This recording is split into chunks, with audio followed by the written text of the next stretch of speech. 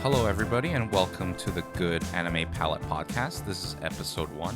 I am your host, Jason, and I'm joined, as always, as usual, with Will. It's crazy that we've been doing this for almost 3-4 weeks now, and it's finally episode 1, proper episode 1. Yeah, don't date us, man. I know, but what I'm saying is that we've been pumping a lot of content, and it's still just the first episode, proper episode. I mean, hopefully we'll be able to roll out more stuff, but it looks like this journey is going to be very, very long, and hopefully very fruitful. Yeah, exactly, fruitful. I was going to say that too. Like, great minds think alike. Yeah, it's going to be a fun time. So, has a lot happened in the past week? Yeah. I mean, it's February now. It feels like January kind of just blew past us really quickly. I mean, 2021, how's it going for you so far? It's same old. Oh, yeah? It's literally 2020 part 2. +1. Yeah. It's like all of a sudden we've had like a 13th and the 14th month of 2020. Nothing's really changed. But let's not harp too much about what's happened in the past year. No, actually, we will get into that. Not right now, though. Yeah, exactly. Let's try and have a little more of like a little more positivity. Yeah. Before we start hitting you with some throwback of 2020. Yeah. Or throwaway of 2020. So, Will, we got 2 episodes out, the episode 0 and the After Dark. And we have gotten some feedback from a lot of people. Yeah, I think so far it seems that if we're just going to be talking very quickly about the downloads, just the listening-ship as well, it's been good. It's been good. We've gotten some consistent downloads throughout the past 2 weeks, and we're very happy that the listeners are keeping it consistent. We really do appreciate the supports, and this is the kind of thing that keeps us going and wanting to produce more of this content to bring you back in, and hopefully we'll be talking more topics that interest you, engage with you, give you more of a reason to keep tuning in every 2 weeks. Yeah, and it is just. Well, I mean, I think our expectations in the beginning were like, hey, if anybody out there were to listen, it would be great. Yeah, it's crazy that this was essentially a dream, like not even a month ago, and all of a sudden now things are actually getting to a point where, this is happening for real. Right. We actually have a platform that we can roll out the things we want to talk about, and people will actually come and listen. Yeah. Speaking of things to talk about, so. We have gotten a lot of feedback, some of which we will address. Actually, just 2 things that we will address. The first thing has to do with our name, Will. We are known as, you guys probably know, the listeners. The Good Anime Podcast. With a palette in between. The Good Anime Palette Podcast. That is correct. We have, throughout the 2 episodes, have talked about our relating to the palette in terms of our sense of taste. Mm-hmm. And a lot of people... rightfully so pointed out that, hey, the way that you spell palette is like the artist tool rather than palette for the taste. Jason, did you know that my mother tongue is actually not English? I mean... My first language is actually Cantonese. I mean, I was born in Hong Kong, so... See, I was born in Canada, but because my parents didn't really speak as much English, Cantonese was the main sort of mode of communication. It was only when I got into, nursery, kindergarten, that I started learning to speak English. It wasn't hard to pick up, being 2 or 3, you pick up things quite quickly. But English is not quite my strong suit, even though, I've studied in English institutions for almost 20 years. But I was previously an English teacher. But, sometimes you want to be a little creative, and sometimes we forget that, the words that we use don't necessarily mean the words that we intend to convey to people. Except that was all just a lie, because we actually planned this all out. Aha, psych.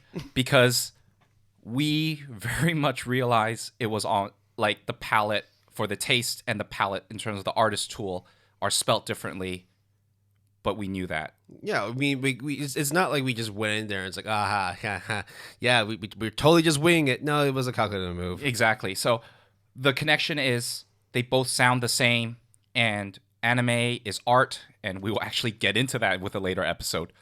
But if anything, it's a homonym, right? It's, same pronunciation, wow. not quite the same spelling, but same pronunciation, different origins and different meaning. Is that what it's called? I should tell you that my undergrad when I was in college was sociolinguistics. Oh wow, snap. Yeah. and then I did a language studies master's. Yep. So cool. Hopefully, put it to good use for the podcast. Yes, that's exactly why I got my master's. Yeah, it was written from the start. Just like how you are doing your biomedical engineering degree, so you can really understand the prosthetics that Violet Evergarden uses, right? Oh yeah, exactly. That 100%, 100%. It all comes back to anime. Inspector. There's an amputee there too, wearing prosthetics. You have been watching that, haven't you? Yeah. Okay. Anyways, wait. So we understand that the Good Anime Palette name, it was intentional. We understand that. We will then keep that into consideration, but it's all set in stone, and whatever, man. Palette is palette, art is food, food is art. Everything's all about taste. Let's move on to talk about some real anime. Oh, actually, before that, Will, there is also another thing that we have to address, which is our rating system. So before we even go into that, it's like, why are we even talking about a rating system in the first place? Because don't we just use things like My Anime List or IMDb or even like Google just to give us like an 8 out of 10 or like a 4.5 out of 5 or whatever? Like why can't we just use those? Why do we have to come up with the Good Anime Palette scoring system? It's interesting that you mentioned My Anime List, because you all right there, buddy? I'm fine. The My Anime List is one of, I guess, the main sources of information we use for anime and manga, and it just so happens that they rate on a 10-point scale, except hardly anybody uses anything below a 5. So yeah, I think we're both in agreement where if a show is trending towards anything below a 5, like, it's an immediate drop it like it's hot, right? Like, we don't want to be spending that much time trying to see if there's any merit to watching the show, if it gets any better. I mean, if we were to even look and use the 10-point scale for My Anime List, right? 10 being a masterpiece, 9 being great, 8 being very good, 7 being good, and then 6 being fine. So 5 is average, and everything else underneath is just either bad, very bad, horrible, or appalling. Right. And I don't think we want to have it on our anime and manga resume that we've been consuming and completing things that are below a 5. But also sometimes, Will, when we watch a certain show, we're like, oh, this is like between an 8 or a 9 in terms of the 10-point My Anime List scale. But I really wish that there was a 0.5 scale. And then it just so happens that actually the 10-point scale can be, like, if you were to take the 5 to 10 and then turn it into 0 to 10, you would get essentially that, except the community does not use it. No, it's very much just own personal scoring systems. If it was just through, I think it's just the fact that the engineers who build the system are just lazy and they don't want to include decimal points into the calculations, because they probably already have an algorithm that calculates everything. If you were to put in decimal points, it would just fuck everything up. So I understand they're not going to implement it, but for the sake of our listeners, for the sake of ourselves, we're going to be sort of taking that sort of 10-point scale, but simplifying it. Exactly. So basically what we're doing is going to do a 5-star rating system with half stars. And if you want to have context for My Anime List, essentially 0 stars is a 5, 5 stars is a 10, and then half increments, you can just surmise that it is in between. Just basically like the 0 to 10 divided by 2. That's our scoring. Exactly. And when you hear us reference My Anime List scores, we will then explicitly say so and then have our own rating system. That way you know which is which. It's just to give you extra points of reference, because whatever's on the internet, it is like one of the easiest ways to understand what you're about to watch. But at the same time, it's like you look at a show and it says, oh, this is a 7.5. Well, okay, that's below an 8. It means it's pretty good. But but our shows that we've watched that on the internet, they say it's a 7. But for us, it's maybe an 8. In the rare case, it's a 9 too, where we're like, how the hell did people end up giving the score a much lower score than what we predicted in the first place? So that's why it's like we like using Mal, but we also know it's very community driven, which means that we do need to give a little bit more context, and hopefully through the use of this podcast, it gives you a more sort of a clear image, a clear understanding of why we're trying to push for a certain show, even if on Mal or on IMDb or any internet, Crunchyroll, anything like it's lower than what we say. We're not saying we're correct all the time, but I am saying we are correct all the time. Well, all right, enough of that. You know what time it is, Will? It is anime time. So it's been a pretty rough week for me, unfortunately. Yeah. There's only really been one show that I've actually been keeping up with. Actually, two to be fair, but one of them very, very religiously. It's not hard to guess what it is. It's Attack on Titan. It is so goddamn good, and it's great that they also release it weekly on Netflix, albeit a couple days after it gets released in Japan. So it's still still pretty much up to date. I think they're on episode 8 now. So I don't know what else I need to say to tell you people to watch. First of all, to all the haters that started like shitting on the studio after like episode 5 or 6, shut the fuck up. I don't understand. Like watching that episode was so fucking hype. It's been so good ever since that episode. If you want to know what episode I'm talking about, just watch it, and you'll know. It's on Netflix. It's on fucking Netflix. Speaking of good shows, I have been watching a bunch of shows that I want to give some brief updates, and some new shows that I've been watching as well to give some first impressions. I'm guessing you're probably going to be starting off with Horimiya because I mean, still awesome. Still one of your favorites this season, right? Yeah, I mean, probably anime of the season and in contention for anime of the year. Anime of the season when you're rolling out Attack on Titan, the final season, alongside it. How about this? When part 2 comes out, that's a big Titan to overcome, dude. Dude, it's Horimiya, man. To be fair, it is quite well done. I think it's just I have my own personal biases. Some of you might have heard from our After Dark episode how I feel about certain genres, but Horimiya is pretty good. I would say that. And right now, it's the last episode. There was a turning point, sort of like the plot turning point. And it'll be interesting to see how they adapt it. And there are certain characters that will show up after this turning point that I am dying to see and hear. Yeah. So I think 2 shows if you haven't been picking up, definitely watch Attack on Titan, Horimiya. I even say Wonder Egg too. There's still, definitely Wonder Egg. There's really still no room for us to describe what the show's about because it would just literally give it away. You just have to go in like almost like you're blindfolded. Just go in blind, put it on, watch it, come back to us. Hey, we have a Twitter page. Yeah. We have a Twitter account. We have an email. Let us know your thoughts. Really, like, just go ahead, pick up some of the recommendations we have. If you like it, tell us what you liked about it. If you hate it, address it to Jason. Yes. And tell him why Horimiya sucks. Yes. Or address it to me and why Attack on Titan sucks. If that's the case, then we'll don't worry. I'll delete that email. You'll never. We'll probably blacklist you. Yeah, you'll never see it. You'll never see the email. So no blacklisting. Everyone, I'm Switzerland over here. Okay. Yeah. So yeah, going off on the other stuff I've been watching, Cells at Work Black. It's still funny. It's still good. It's actually more funny than original Cells at Work. So if you haven't watched it yet and you want to, you already are caught up with Attack on Titan, Horimiya, Wonder Egg, pick that up. Dr. Stone, pretty good as well. I'd say it can take a little bit of time to build up towards. I mean, it's called the Stone Wars, so it's going to take a little time to build up, but it's still entertaining, still informative. And then the last one I wanted to talk about was actually there's 2 more things I wanted to talk about. One of which was unfortunately Skate the Infinity.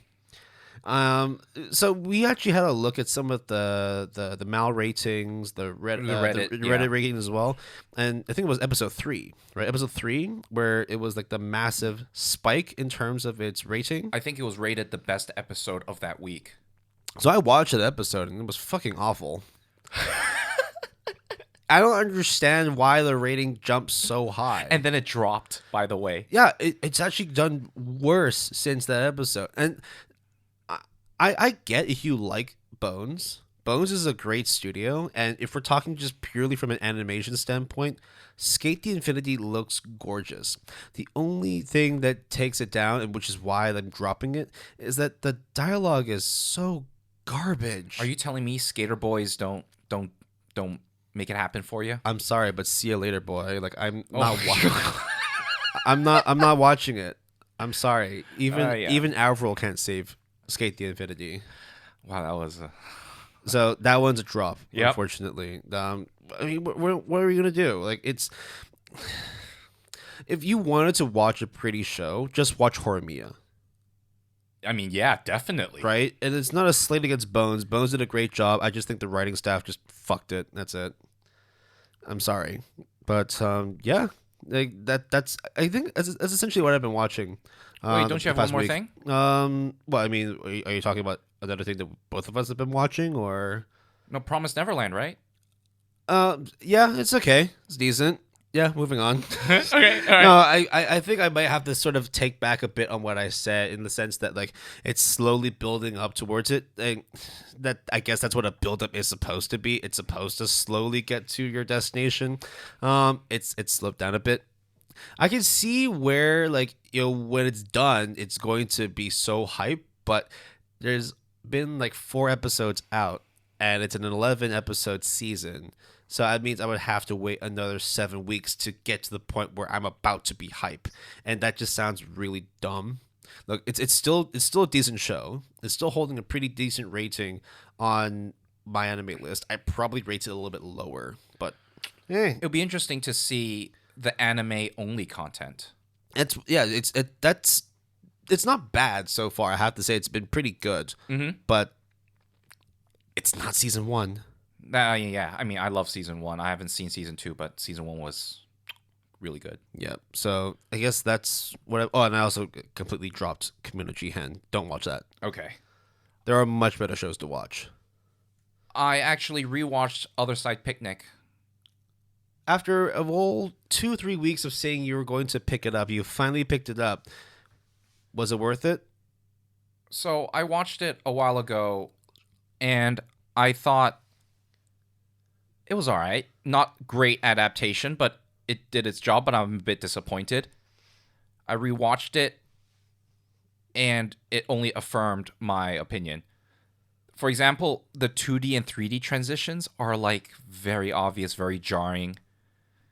And at the end of the day, I think it's all right, but it's just not as horrific or as suspenseful as the manga or light novel makes it out to be from what I can tell.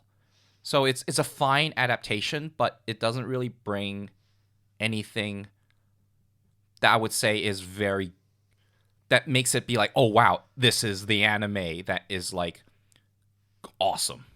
So from an animation standpoint, would you say it looks good, looks decent? It's fine. Right. That's the best and worst thing I can say about it. So what's funny is that it's actually done by Leiden Films. Yes. Which on one hand they do Cells at Work Black, and on the other hand they also did 2016 Berserk. Yes. So which one is it more of? I mean, do you like the 3D in Berserk? What are you seriously asking me? Sorry, that's a rhetorical question. So imagine Cells at Work in 2D, right? Yeah. And then imagine the 3D of Berserk had a baby. Yeesh. Okay. All right. There you go. End of story. Right. I will see if it gets any better, but I think it's just fine. Yeah. So based on the other stuff you've been watching too, like would you say that this season is like it's a bit much to say it's a season of the isekais, but yeah, because there's like some sequels, there's like some new stuff as well. Is there anything else that you've picked up this season? Definitely. So speaking of isekais, I watched maybe like a quick rundown of what an isekai is. Oh, that's correct. So isekai is a translation of, I think it means literally another world. And usually what this means is people in modern life, they get transported to this other world. Whether it is sometimes they just get transported, like a ray of light or whatever, or they die and they get reincarnated. Like that's a whole thing. And this genre has been picking up so much steam in the past half decade or so. Even more so. Like, when was, I think, the first major one that really made a lot of impact? I mean, isekai have lasted since the dot hack anime days. But are we just gonna ignore Digimon? Okay, yeah, because that was isekai as fuck. Yeah, of course. I would say SAO though, Sword Art Online. That's the one that put it on the map for sure. But of course, like parallel worlds, virtual worlds, whether it's like science fiction or fantasy themed, like they have been running for a couple of decades. Yeah, and isekais, for example, have it's like you're living in a video game world. I mean, to be fair though, like the isekais themselves have roots in like even older stories. Like for example, like Alice, they threw the Looking Glass as well, right? That a lot of light novels, a lot of manga and games draw inspiration from those kinds of books. So you know, it's not. You know, would you say it's like, what is it like? It's a pretty stale but well established genre, is what I would say. Yeah. So it's really popular. Yeah. It's really freaking popular. And this anime season had a slime isekai, but the one that I watched was it's called So I'm a Spider, So What? Also known as the Spider Isekai. And how do I describe it? It is a high school girl who gets reincarnated as a spider. And I know when I say it like that, it's like, what is this? Is this anime? Like, what is going on? This is bullshit. Basically, when you think of the isekai genre and they get reincarnated, you become this hero that is overpowered, that has all these abilities. It's like a wish fulfillment power fantasy. But our main protagonist got reincarnated as a spider. And it's very interesting because I read the manga as well, because it's based on the manga. And the manga drew the spider quite differently than the chibi version, which is like the cutesy version of the anime. The 3D is also very prominent in the anime, and it's all right. Nothing terrible, but nothing great. But what I would say is really good is the voice actress, Aoi Yuki. And she's like, do you like the wind lolly girl in One Punch Man? Yeah. Do you like the frog girl? Oh, yeah. Asui from My Hero Academia? Yes. So she voices the... Froppy was... Mm-hmm. And it's just very vibrant, very cutesy. And also the protagonist is written in a way that's really smart. Because, it's like the zombie thing of, oh, wow, what is this thing that's lunging towards me? Oh. And it's like, as a viewer, you're just like, this is a zombie. You're in a zombie apocalypse. So the main protagonist of the Spider Isekai is the same thing. It's like, wow, I got reincarnated as a spider. This sucks. All right, let's try to see what I can do about this. It's just smartly written. It's a parody off of the Isekai genre. And it's fun. So this one of the season you would recommend? Yeah, I would recommend. If you don't want to read the manga, you're just watching anime. It's a decent watch for sure, right. And I will continue to watch it to see how it goes. There's a kind of a twist towards the end of the first episode, so it'll be interesting to see where they go from there. Yeah, well, I mean, like as we mentioned as well, right? This is kind of like the season of the new and the old isekais. I mean, you've got ReZero going on. You've got Jobless Reincarnation, which is a show that we do want to get into, but we've got a lot on our plate already. Yep. As you mentioned, both Spider and Slime isekai. Now, there is one that I do want to ask, and I'm not quite sure whether it falls within the isekai genre.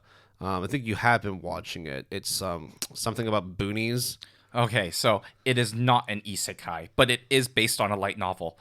So light novels, for the uninitiated, have a tendency to have really long titles. And titles that are very... It's... Okay. You ready for this title? Will? Hit me with it. Okay. The title of the anime and the light novel is called... Suppose a kid from the Last Dungeon Boonies moved to a starter town. Yes. That is the actual title and also the plot synopsis of that anime. And it stars this young boy who is the weakest in this village that is housed outside of the last dungeon that has all these monsters that can destroy the world, like apocalyptic. So he is the weakest in the village, and he decides to set out into the rest of the world to see what's out there. And it just so happens that even though he is the weakest in the village compared to the general populace of the world, he is by far insanely strong. But because he doesn't have a lot of self-esteem, self-confidence, he's very pure-hearted. So it's just gag comedy of this person just doing all these miraculous things, shocking and awing everyone around him, and he's just being like oblivious to it, like innocent and oblivious. It's kind of funny. There is a witch that is sort of like another supporting character that's really expressive and funny. That's about it I can say. It's a decent time. I would watch Spider Isekai over the Boonies. I don't even know how you would shorten this anime, but shorten is in like the name. Yes, shorten? Yeah, exactly. Yeah, that's not. To be fair though, like we've seen some light novel titles, and that's not even the longest one. No, I'm sure if you Google it, you will. Oh, there's some. Like there's, for example, this one, which is I am a high school boy and a successful light novel author, but I'm being strangled by a female classmate who is a voice actress and is younger than me. Wait, that's a title. That's a title. Okay. I'll deal with it. There's other ones too, which is like, while killing slimes for 300 years, I became the max level unknowingly, or reborn as a vending machine. Okay, to be fair though, the slime one, I heard they're either doing an anime adaptation of it or they have done it and it was okay. I don't remember because all these blend together. So, but what I will say is that this light novel adaptation of the kid from the last Dungeon Boonies moved to a starter town is all right. Yeah. If there's anything you need to know, usually whenever you see like light novel titles, like for example, when you were talking about Spider Isekai, Slime Isekai, the full name itself is much longer than just calling it title Isekai. That's why we have to shorten it. That's why everyone shortens it. Yeah. So It's like for example, like a really popular show, Bunny Girl Senpai, right? The fucking whole name itself. Wait, hold on. Is it Rascals Does Not Dream of Bunny Girl Senpai? Yes. Got it. Bingo. Nice. Your medal's in the mail. Good show, though. That actually is a good show. Yeah, I'm not sure if it's related to this other one, which is the asshole in the spring of his life does not dream of an upperclassman in a bunny suit. This is a family-friendly podcast. Well, no, this is a light novel. This is a regular. This is a light novel. There's other ones too, which is the probability I can kill my wife without being found out. Oh my god! Or we do not condone this. Or I want to eat your pancreas. I want to eat your pancreas is or actually. I saved too many girls and caused the apocalypse. Okay, I see where you're going with this. We can go on forever. It's a fun time. Dear light novel artists, authors, why? Why? Why do you make it so difficult? Like, if imagine you go to the library, it's like, or you go to like a bookstore. It's like, oh, I want to pick out a book. Okay, sure. What are you looking for? I'm looking for I, a demon lord, took a slave elf as my wife, but how do I love her? First of all, damn, dude, like you really want to, you really want the police to get here? Yo, hey, I can hear the FBI knocking on the door. You know? Yeah, I just pressed the button underneath the table, the silent alarm. Yeah, so just simple titles. Come on.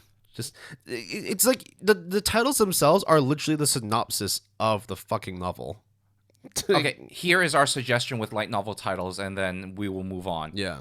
You play a drinking game where is this a light novel title or you're just making shit up? Yeah. It's a great drinking game. You get drunk really fast. I'd probably go blind at that point. Okay. By the way, another thing. We're now moving on to news. It's a good segue. I wish I could unsee X-Arm. So have we talked about X-Arm in the first episode? We did. We did. We dropped it like it's hot. Yeah. Speaking of that, like 8 minutes into the episode, that is. It's kind of those things where it's like, maybe carbon monoxide poisoning isn't so bad. Oh, Jesus. It is absolutely god-awful. So then we thought we were done with it. We thought that was like, okay, just let it die by itself. No. Your boy X-Arm made the news. So if people don't give a shit about X-Arm, we don't give a shit either. But perfect. But so we harped on how it was done really poorly, how they managed to not only fuck up the 3D animation but also the 2D animation and decided to put it together. I think they just ran out of budget. Like, in a way, it makes Berserk 2016 look like a masterpiece. Okay, so we probably should give some context here. What happened in the anime is at the beginning of the 3rd episode, which I watched, the first 10 seconds it happens, 2 characters who are female kiss. But there is this weird kind of like ray of light. It's a light. Yeah. That censors the lips touching. Well, that's the thing. No. You say censor. So the reason why it was done was because, as we've mentioned, how incompetent the studio is in animating this series, they weren't able to actually animate lips kissing. Yes. They could not get the mouths to actually move in the way that it made kissing look natural. And it makes sense because they never actually had characters who had their mouths closed at all throughout the series. And I think it's theorized that the reason why the ray of light happened was because if they didn't show the light, they will show the 2 polygonal models clipping into one another. If you ever had 2 dolls and you just smack their heads together, that's kind of what it was. Just except it goes through each other for a little bit. Yeah. So hey, look, I mean, they're a shit studio. They weren't able to actually make it work. Fine, cool. Except not cool, because word is on the internet now that it's being perceived as extremely homophobic. Yes. Because of the fact that it's 2 female characters kissing and the light censors it. No, but Will, one of them is actually the main male character in Jesus Christ. the body of the android. Yeah, actually so that when they kissed, they exchanged genetic information. So then, all that I said is absolutely 100% true, by the way. So research, people, research. Back onto the whole supposed homophobia thing. It's actually sad, but also hilarious that the studio was so incompetent with the animation quality that their incompetence came off as just pure gay bashing. Like, it just came off as just pure homophobia. How is this possible? I mean, obviously it happened, so it's possible, but it's just like, like, the bar is underground for X-Arm, and they managed to keep digging. That's why I had to see it. I was like, how bad can it be? You're a stronger man than I am. I could not bear myself to watch any more of X-Arm, even if it meant to see like how stupid that little censored kiss was. Okay, so you did the research. So yeah, I did the research. So Will, what is the next step up from X-Arm that they're gonna pull off or mess up? In your expert opinion.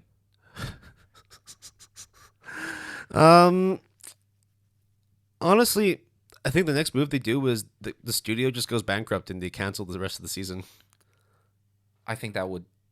I mean, we don't wish ill on here's people. The thing. We don't want studios to fail.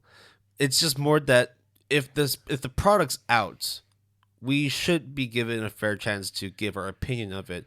And this is not opinions just of our own. Exactly. Right? I mean, we're literally reporting the news back to you from other viewers of this anime. Will is staring into my eyes, and I feel attacked. You did the research. I did do the research. So that's X-Arm for until, I don't know, what was it? We watched episode 1, this is episode 3, so episode 5, we will get back to you on the next controversy. I wonder what it will be next. Maybe like because I keep seeing Reddit posts of people saying, you know what, this episode wasn't so bad. It's like, really?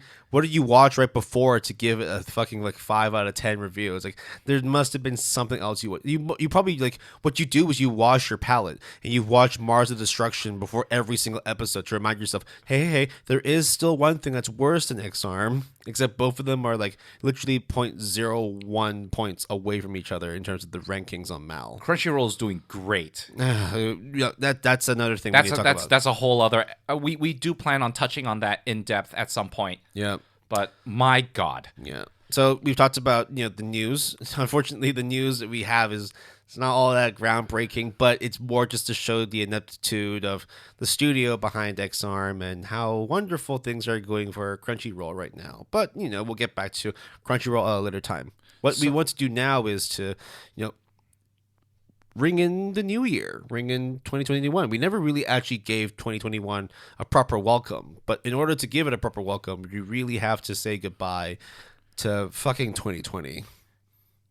Yes, we do have to say goodbye to 2020. So what we're going to do is, I think we're going to take a short break, but after we come back, this is going to be a heavy episode. Oh, we're going to go in depth. We're not going to go too long, but we just need to collect our thoughts and really make sure that we say our piece, because a lot of shit has happened in the past 12 months, and we want to do it as much service as possible to cover the major talking points, the major discussions of 2020, and try and bring some hope and some joy and see what you can look forward to. We talked about some of the good anime we've watched in the past month.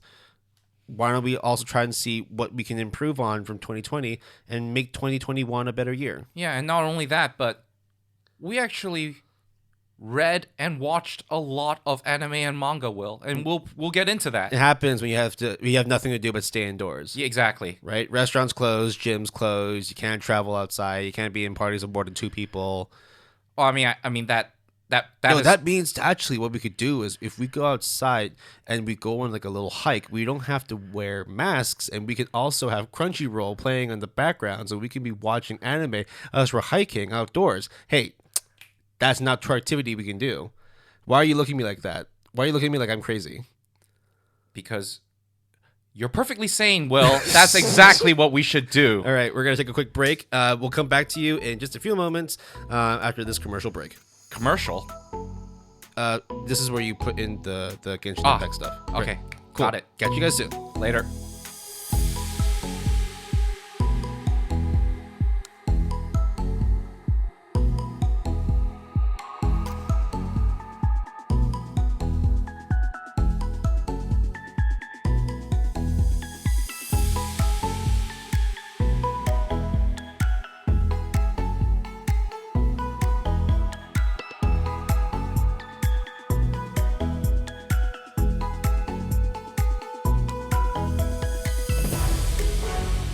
So we ran through quite a few things earlier in terms of the shows we've been watching, a little bit of news, albeit terrible news. But this is the time where we get into the crunchy topic of episode 2, which is actually it's not episode 2. It's episode 2 in my mind, because we've done 2 episodes. But by your logic, it is also correct. Numbering purposes, episode 1. We're going to be talking about 2020.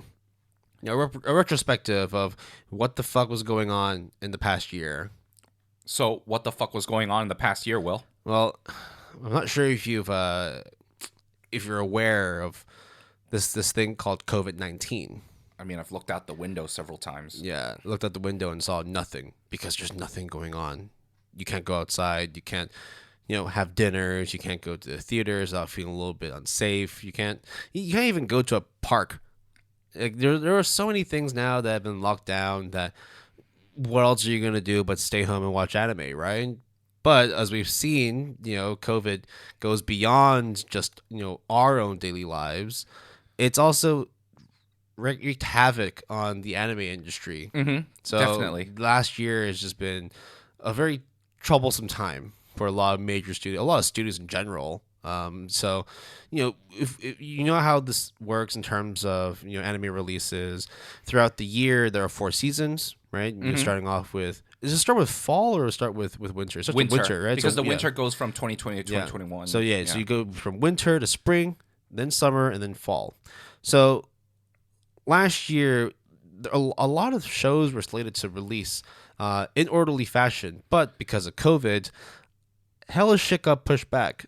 Yeah, I think I did a rough tabulation, and I might be wrong, but if we were to include anime, whether it is TV series or movies, and I think children's shows, I think we got up to like 80 something, like 87, something like that. And so this is like spanning across every single season. So then you can imagine if things weren't coming out, a lot of seasons were quite barren.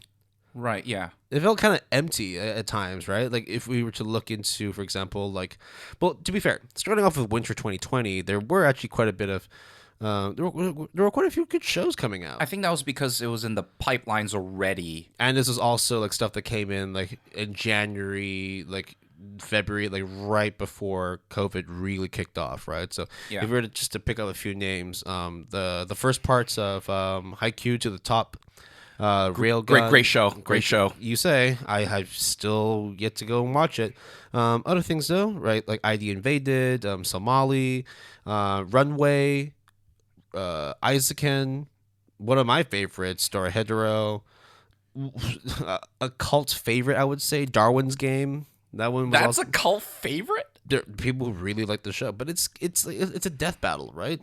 Death battle anime usually battle royale. Yeah, those things do well. But for kids. Yeah, I didn't watch it. Like kiddie version of Battle Royale. I feel like if you've already watched Battle Royale, you watch anything of that ilk, like you don't really need to watch Darwin's Game. But if you like it, sure, go ahead and watch it. So it started off strong. Spring 2020 was okay as well, right? You had Kaguya-sama, you had Fruits Basket, Bookworm, Kingdom. The first of the Crunchyroll Webtoon collaborations, Tower of God.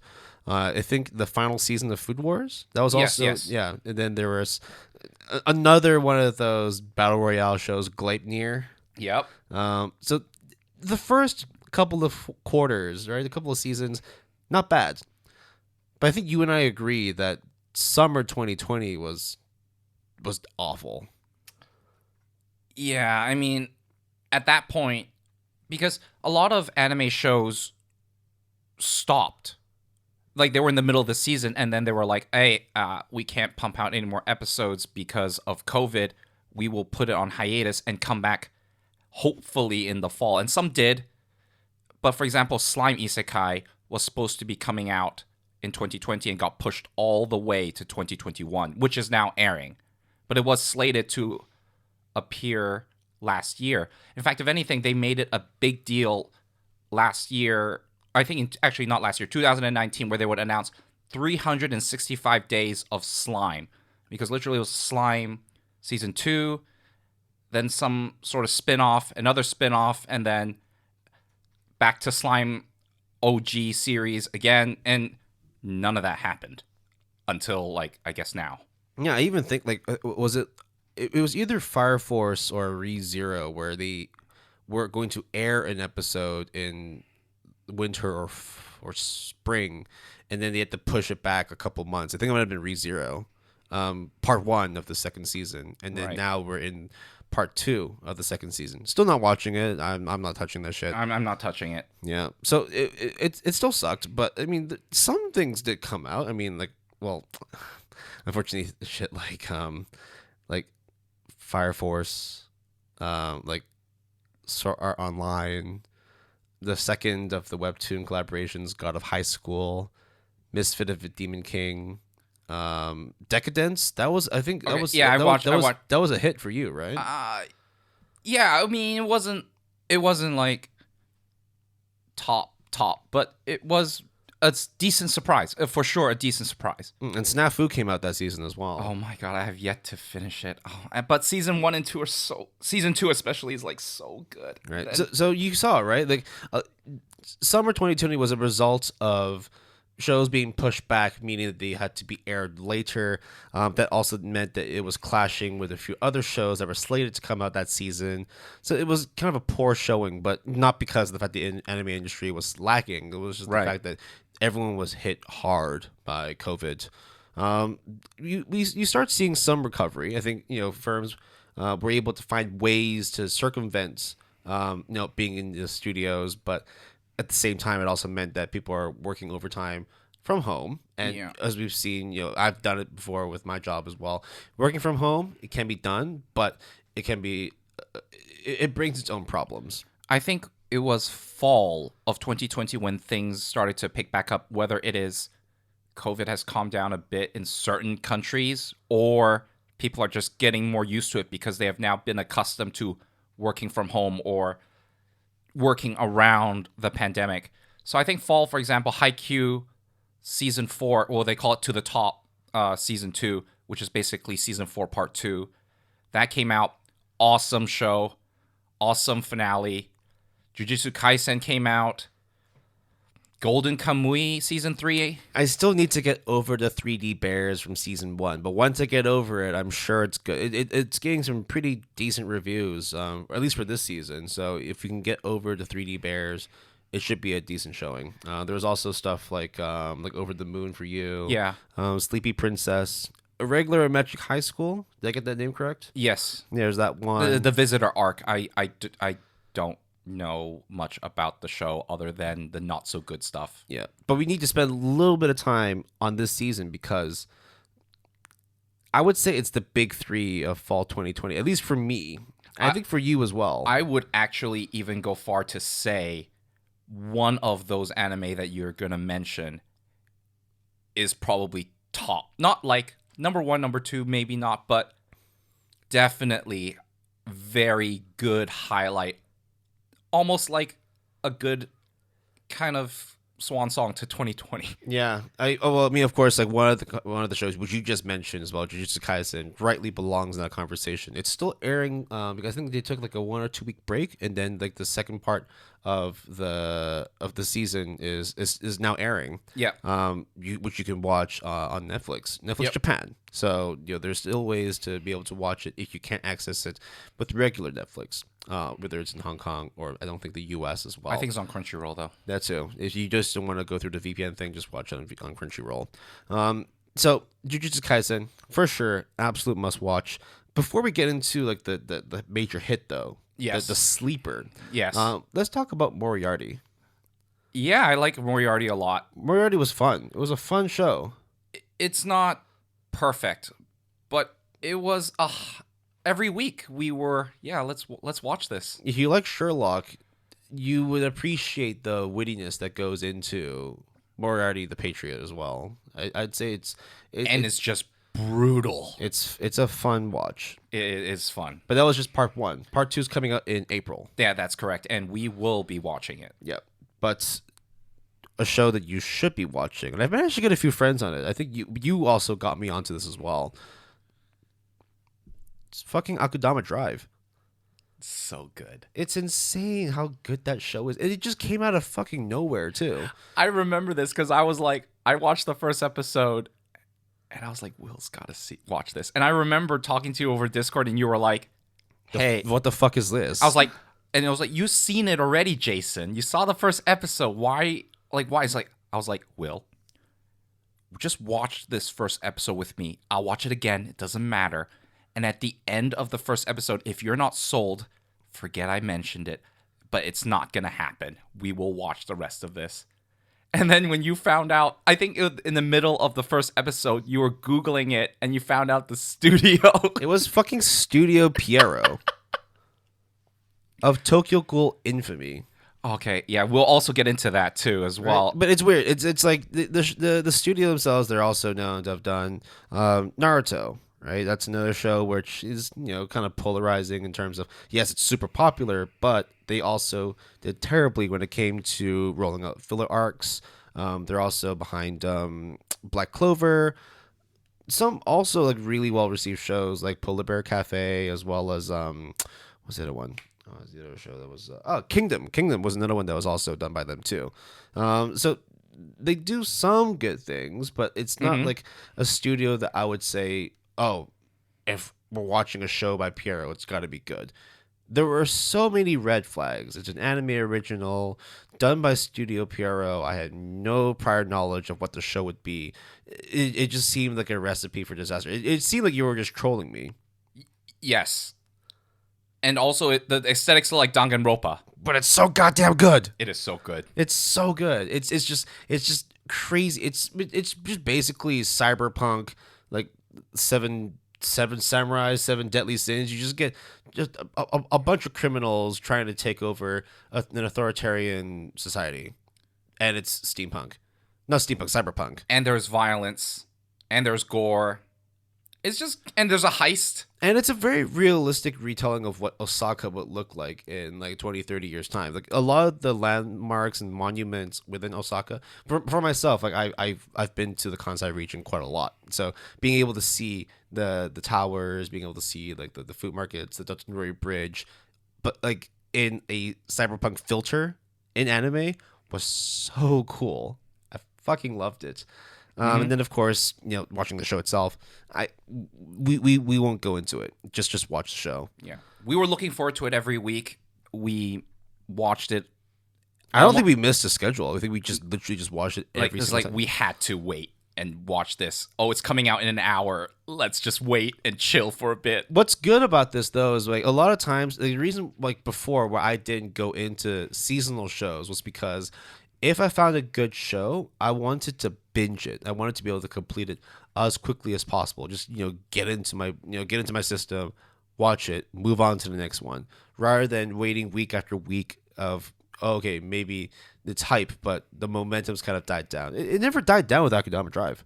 No, I think maybe one episode a little bit slower, but like 1 out of 12 episodes, and every single episode was just high octane. It was just great.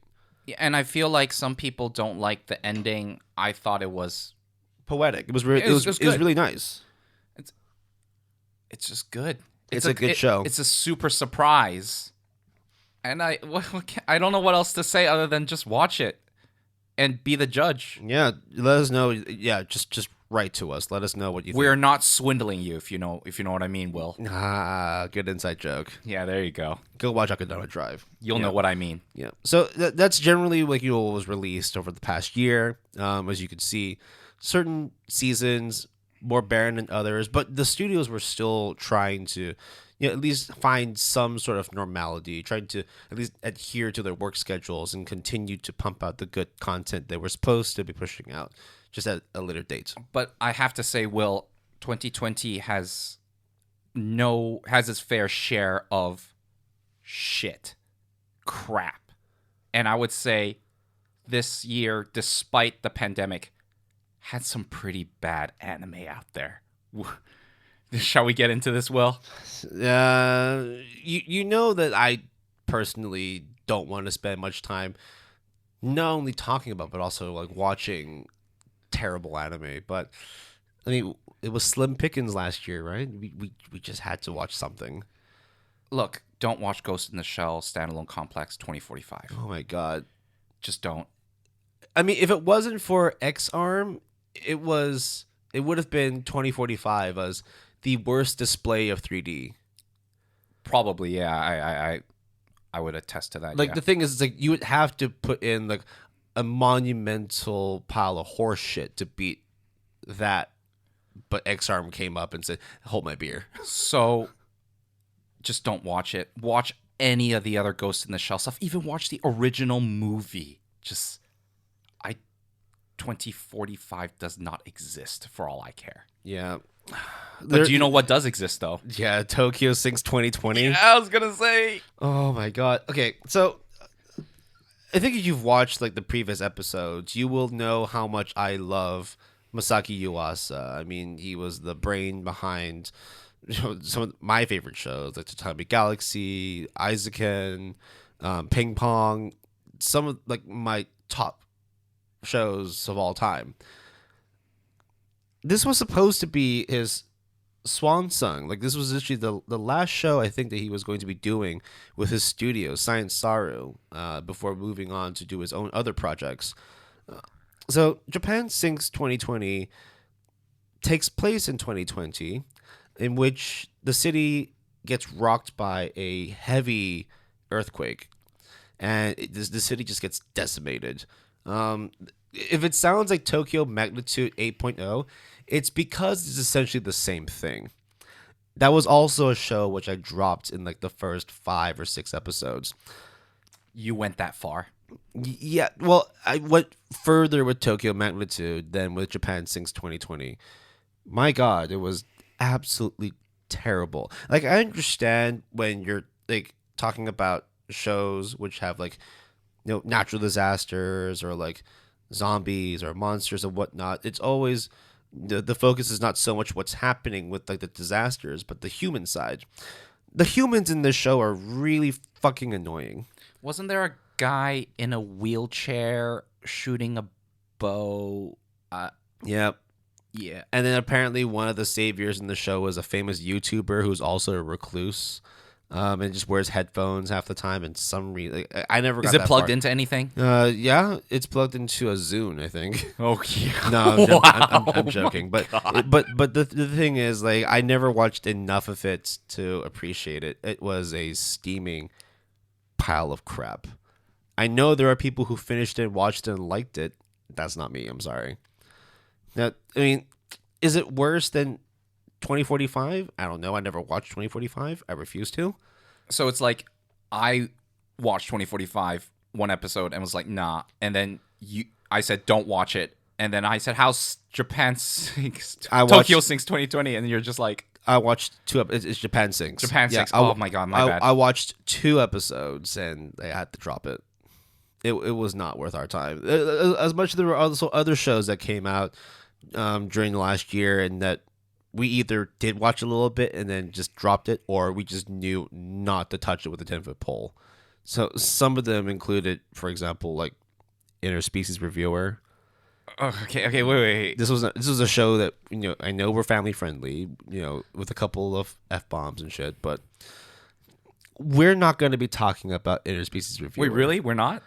Not in the sense that we're going to be talking about what the show is, more just why it's been pulled by a lot of companies, by a lot of channels from broadcast.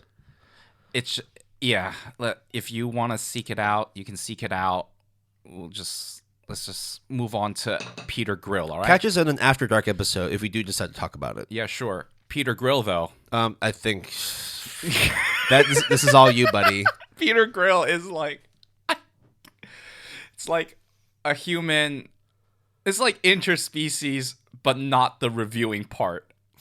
And I was just like, what is this dumb ass fuckery? Dear anime studios, don't do a Peter Grill. They did. I know. Learn from history. I mean, Ninja Collection was good too, right? Oh god damn, that was fucking awful too. Oh god. Rent a Girlfriend. That was another show that came out. So some of our mutual friends quite like Rent a Girlfriend. And it's very popular. I don't care for it. How's it compared to Domestic Girlfriend? We have yet to finish that, but I think Domestic Girlfriends is trashy in a way that is just like good. It's like reality TV, except it's not reality, it's scripted. But so here's the thing about reality TV. So my girlfriend and I have actually been watching a couple of shows recently. For example, catching up on last year's show, Indian Matchmaking, as well as Bling Empire on Netflix. I don't know what any of these are. Both of them are trashy reality TV shows, but for some reason they just know how to drag you back in.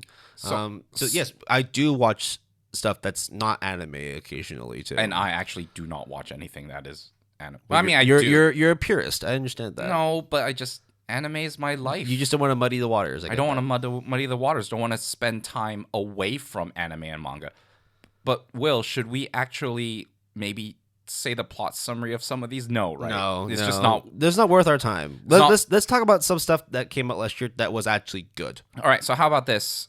We just talked about some of the notable animes that came out in 2020. Akudama Drive, Jujutsu Kaisen. Definitely watch those. And those we watched together. How about the ones you watched on your own?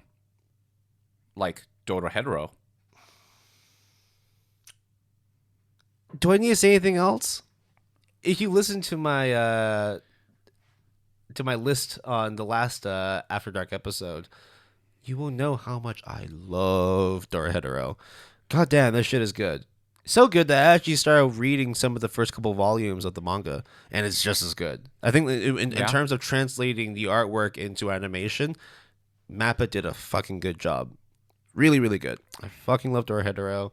Good show. And a show that we both watched that kind of came out of nowhere as well. ID Invaded. It's an original too. Yeah, I think ID Invaded was a fun watch. It was fun. By no means perfect. We didn't watch it while it aired. I think we watched it a couple. I think we watched it the next season. I think we watched it in the fall, and it came out.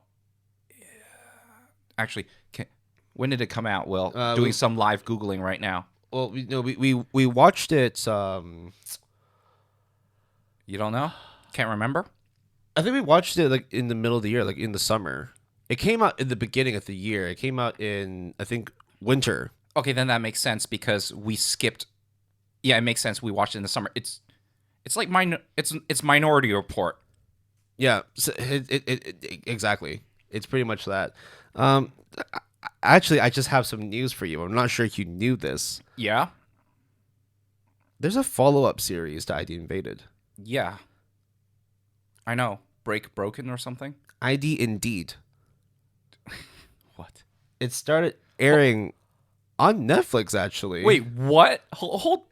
Sorry, do we have to stop the podcast and I have to check this out? It's done by the same studio. In fact, like the first episode came out last month. Okay. I'll tell you what.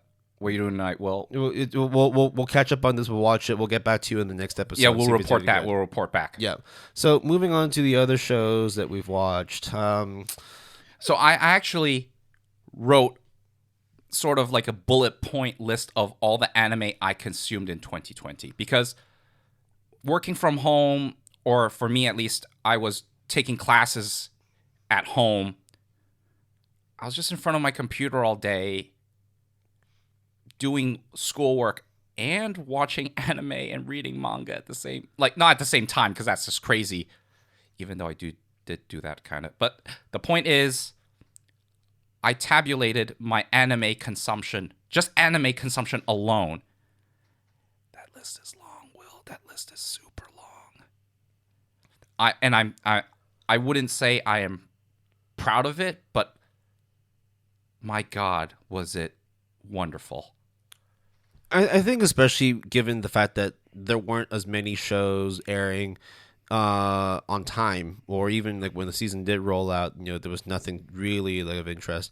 I think every night, like last year, every season there was at most 3 shows that we were watching that was like airing. So that meant that if we're at home, we have Netflix, we have Hulu, we have Funimation. You have lunch breaks. Yeah. I have like breaks from studying. Yeah, so it's like this is probably the perfect time to be catching up on shows that we've had on our to watch lists, but never really pulled the trigger for one reason or another. Yeah, and the thing is, it is interesting because I haven't gone that hardcore into anime, believe it or not.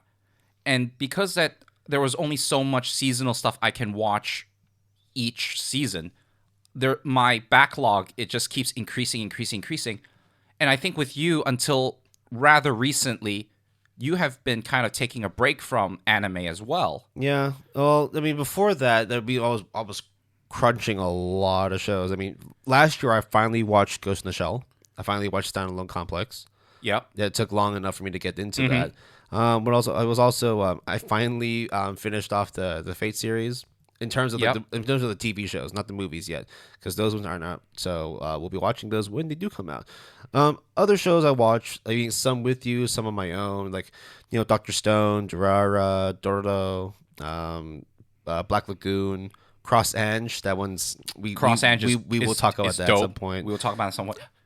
I watched a lot, but I will just say a highlights, and I'll start with a banger.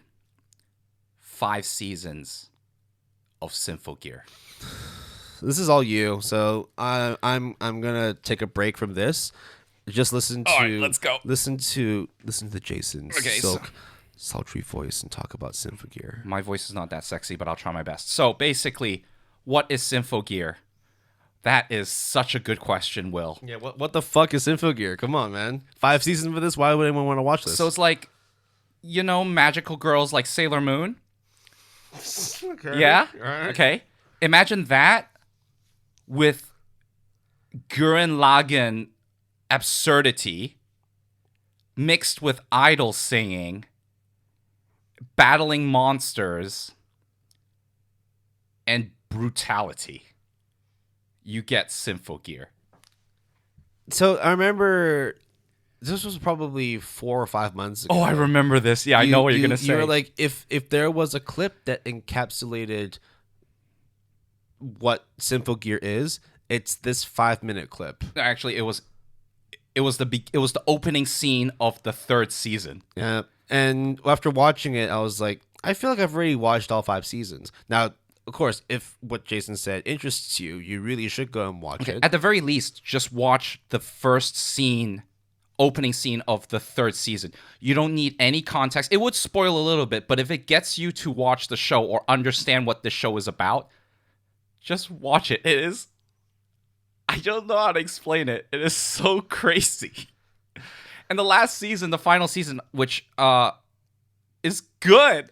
I don't know. Like, when I try to describe my fondness of Symphogear, no one understands me. Hopefully someone on the internet does. I'm sure that there is. But there's probably someone patting themselves in the back for being, you know what? I also watch Symphogear. Mad respect, Jason. Don't worry, right? Jason. I got you. I got you. But if I could even convert one person to check out the opening scene of season 3, well, come on, please, somebody out there, just watch it. Wouldn't you say it's crazy? I'm just gonna wait like till tomorrow just to have a look at our Twitter DMs and our email just to see if someone out there has listened to your plea and come back and said, "Yeah, don't worry, Jason, I got you. I fucking got you." I mean, I also watched Railgun. That was another one that I didn't watch. You did though. So. Heard plenty of good things about Railgun, which is funny because it's a spin-off of a light novel series called A Certain Magical Index, which is basically science versus magic fighting one another. And A Certain Scientific Railgun is the science about a side character in the Magical Index being the main character in Railgun. And I heard lots of good things, and I think season 3, I think Railgun T aired in 2020 or some Railgun S. I keep forgetting. And just type Railgun and Google it, and it's really good. It is really good, and there's so much good stuff that I watched. Well, I mean, what else did we watch, Will? Well, I mean, we talked about Cross Ange for a minute, and I said we would talk about it another time. But do you want to just break down what Cross Ange is? So, if I were to say dragon to you guys, the listeners, it's basically a Yuri mecha with idol singing and some magic and dragons. Wait, don't you mean Symphogear? That's why I can see why you like Symphogear, because you also really like Cross Ange. I really like Cross Ange. Yeah, but Cross Ange is trashy in a way that is good. It's so good. It's funny. Do you remember that one episode where we were just like, okay, this is pretty brutal. This is dark. This is dark. And then there was that one episode. Do you remember? Yeah, I know which one you're talking about. And then it's episode 12? 12, yes. Like one, if it's the same one that I'm thinking, it's when the whole tone just gets insanely depressing, and then because it involves two main heroines, and this is right before the rescue arc. Yes, I know what you're talking about. Again, no, this is something that you'll have to take our word for. Just watch Cross Ange. We watch Bookworm. Bookworm was interesting. Again, I'm not a big, just like how I'm not really big SOL fan, like a slice of life fan. I'm also not too hot on isekais, though last year I did end up watching a lot more isekai than I would have. I mean, for God's sake, we watched season 1 of Log Horizon last year. Right, that is true. So just so that we're clear, I think the full title of Bookworm, it's an isekai. Do you remember the full title, Will? No, I don't. It's like Adolescence of a Bookworm, I think it's the title. Okay. I also think that it's a decent show. A friend got us into it, right? Yeah, this we may need to bring him on, because I think for him he's pretty decent when it comes to getting into the light novel game. web novel game. Yep. These kind of shows, I think, like they have a certain affinity to him. So if we were going to be talking about these shows, it'd be a bit of a miss if we weren't to have him on the podcast to talk about it too. So, look, Bookworm, good show, but I don't think Jason and I are the ones to really talk about how good the show is. We need some backup. We need some reinforcements. But we watched Rocky equivalent. Yeah, Megalobox was great. It's a boxing anime on Netflix. Yeah, if anybody knows of like Hajime no Ippo, which is like a really famous 70s or 80s manga / anime, they did like what was it, like a reimagining? It's kind of like a modern reboot of the series. Megalobox is great. It's basically it's an underdog story. Yeah. It's like if you were a boxer, but instead of just boxing, you also had robot arms. But he's gearless. Yeah, he ain't got no robot arms. Yeah, man. How insane is that? It's a good watch. That's another one, and they just announced the next season for it, or like another series. Yeah, for season 2. They call it Nomad, I think. Yeah. So hey, if you want more fighting shows, here's one to get yourself into. Should we talk about Keijo? Let's talk about Keijo. No. We're not talking about Keijo. But Google Keijo if you want, and then we'll if there's enough interest, we'll talk about it in another episode. But we name dropped it, so we did our part already. Yeah, I think there's probably a few other shows we should watch. No, we should talk about first. You mean like Dororo? Dororo was Dororo was such a good show.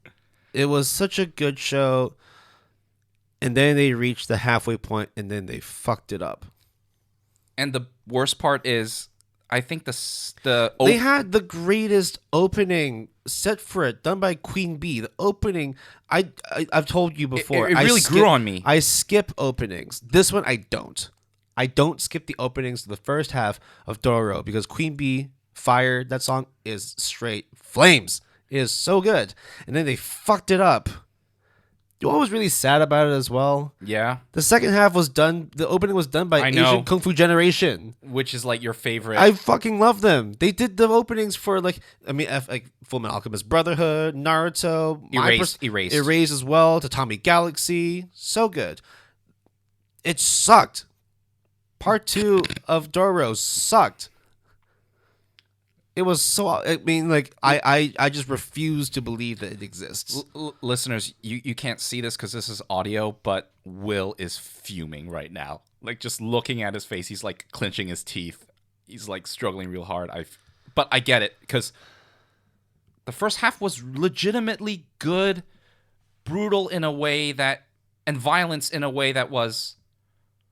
It was heartbreaking, but it was good anime. If we're gonna give it a rating, but not using like the mal rating system and using our own system, yeah, it was easily a 4.5 out of 5. Yeah, and then the second, at the minimum of 4, which is like still very, very good. Halfway point comes in, and we were excited at the time. Yeah, like it was riding such a momentum for us. Like we were just like, this is so good. I can't wait. The hype is real, and then it shot a fat brick. Yeah. It was just depressing to see how it turned out. I mean, okay, it wasn't that bad. It's just that I had such high expectations of how the whole season would roll out that seeing the second half was just no. But I cried. I actually shed a tear. I poured one for the homies that had to, develop this atrocity. Mm-hmm. It's disgusting. But what I would say is, for me personally, and you as well, we actually watched a lot of Studio Trigger properties. Oh, yeah. Last year for me was when I finally got around to starting and finishing Gurren Lagann, Kill la Kill. I mean, the fact that like I watched them like 6 months ago and they've managed to make it into my top 10 recommended lists in the After Dark series. I watched Promare. You need to watch that show. That one, the movie looks pretty insane. Oh, sorry. That movie was really good. We also watched My Little Witch Academia, which is very, I don't know, like Harry Potter-esque, but was good. I think Trigger is a great studio, but for some reason, the shows that don't really get well received on the internet. I don't understand why, to be honest, and I'm not trying to troll here. Like, just don't get it. Like, I mean, outside of Gurren Lagann, which is still technically not a trigger property, it's Gainax, right? That one holds like an 8.63 or 8.6 plus. All the other shows are below an 8.1, and that's including Kill la Kill, which I think both of us have in our top 10 personal list. Yeah. Well, not my top 10 because I had to choose. But well, no, personal, not recommended. That is true. Okay. Right. Yes. So if it was based on the last episode, tough. But if it was for like, oh, these are my top 10, these are your top 10, we can make a case for it being in there. Yes, definitely. I also feel like I watched Kisniver. You watched a lot of Trigger. A lot more than me, but we know how much of a Trigger fan you are. Yeah. You absolutely love the studio. And Kisniver, I think, I don't know, a lot of people don't like it. I really liked what they were going for, and they didn't quite stick the landing at all, but I feel like I have to give them credit because there's not a lot of shows like that tries to attempt to answer or, like have themes that are like that. So I'm just Studio Trigger boy. What can I say? Yeah, for me, I'm a Mappa boy. I mean, there's some studios I really love. I mean, yeah, but God of High School isn't that great. I mean, UFO Table, I love David Productions, I love. Yeah, but they did Fire Force. It was gorgeous though. But what's that? Okay, I'm sorry. I can't hear you over the JoJo theme. I'm sorry. Like I can't hear anything. What fire? What force? No. No. Do you know what the opposite of fire is? Is water and Grand Blue. See, I find this a really difficult topic to discuss because of the fact that the manga, at least on Mal, is very well received, and it's also like done quite well on the anime front. It's well received. It's got a good score. You and I watched it along with a mutual friend. Mm-hmm. We did see there were like some real good like drops of comedy in the beginning too. And then it became Dude Bro Frat House. It was hard to watch those episodes. I think, and there was one in particular. Very rare. I mean, like obviously, like for me, like I got really pissed off with how Doro ended. So rightly so, I was mad. But very rarely do we have a show where like one specific episode or even like a sequence of episodes ends up pissing off everybody that's watching it. Yes, and it was unanimous. It wasn't even like, oh, it's not that bad. It was just like, what is this bullshit? I don't know if it's just us like really not connecting with that side of humor. Granted, of course, it's like this is still a medium that's done fully from a Japanese perspective. Neither of us nor our mutual friend are Japanese. Maybe there might be a few things that were like missed in translation, or maybe we just didn't understand certain cultural aspects of the jokes. But it was a very infuriating 20 minutes. Yeah, it was. It wasn't great whatsoever. I don't think the opening or the ending are that great, but those two parts were the best parts of that episode. I like the opening. Right? I like the opening quite a bit. So Grand Blue was not worth our time. You know what? Noblesse is also not worth our time too. I mean the fact that we don't even know how to pronounce it? Noblesse? Because we don't even bother. It's Noble C. It was just a clusterfuck because it's a Crunchyroll webtoon, the trifecta, right? It was Tower of God, and then God of High School, and then Noblesse. And then Noblesse had an OVA, but then the series came out that was not the OVA because it continues from the OVA. It was just wicked confusing. And it also was not great. So, for example, like God of High School, and I think we'll talk about it in like a very Crunchyroll-centric episode. Oh, it's going to be a crunchy episode for sure. We're going to munch on that. We will bring in reinforcements for this one. We have a guest lined up. We are in discussions to get him in. He's got a pretty tight schedule. Man, they're busy. But we definitely feel that this specific topic, the Crunchyroll webtoon collaboration, is something that needs to have its own episode. Mm-hmm. Yeah, for sure. It's a hefty one. Speaking of heft, I think this would be a good point to take another quick break. There's still a few more things we want to roll out for 2020, but we'll just give you a little time to collect your thoughts. Grab a drink, get some water in you. Remember, stay hydrated, because especially with COVID, we want you to stay healthy. So we'll get back to you in a couple of minutes, and then we'll wrap up the episode. All right, catch you later. All right, see you soon.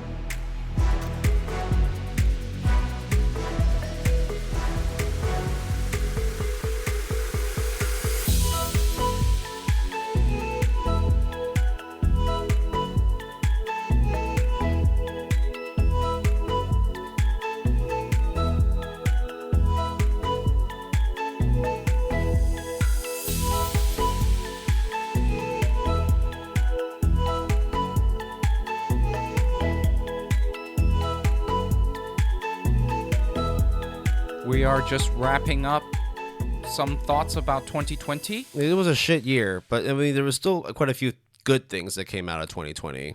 I think, we managed to watch some good shows. We watched some not so great shows. We also saw some shows just blow the fuck up. And also we managed to make our plan to watch list just ever so smaller. I think we managed to complete 1% of it. I don't even think I've completed 1% of it. It's hard. There's so many shows that I think this is the issue that not just us, but a lot of the listeners have as well, which is there are so many good shows out there. We just don't know how to get started. Yeah. It's because of the fact that a lot of shows kind of blend into similar genres. And it's like, well, I've already watched this show. Like, why do I need to watch that show? Even though it's also like similarly rated. Or it's more like, I never really thought about branching out into a different genre. I still want to watch more slice of life. I still want to watch more like suspense thrillers. It's going to take a lot to convince me to change tact and start cracking onto these shows, which, understandably, if you want to branch out and really like further your palette in anime, like you got to start picking up some stuff that's outside of your comfort zone. So as much as people try to forget about 2020, I would have to say that 2020, interestingly enough, is a year where a lot of forgotten things came back into the anime world. Yeah, I think as much as we talk about new shows or stuff that like got sequels, and we've already talked about those in the first or second part of this podcast.